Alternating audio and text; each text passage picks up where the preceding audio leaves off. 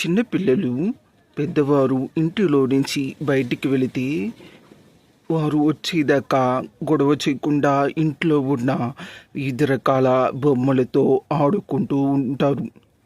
ఆ తర్వాత పెద్దవారు ఇంటికి రాగానే వారు ఆడుకునే వస్తువుల్ని మర్చిపోయి ఒక్కసారిగా పెద్దవారి దగ్గరికి పరిగెత్తుకుంటూ వస్తారు.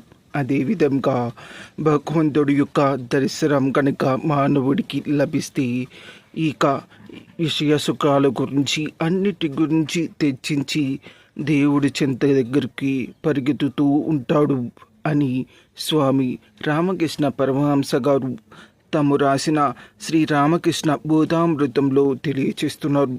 అంటే భగవంత్ దర్శనం లభిస్తే మనకు ఉన్న ఇహమోహ పర సుఖాల మీద వ్యామోహాలు అన్నీ తొలగి భగవంతుడి మీద దృష్టి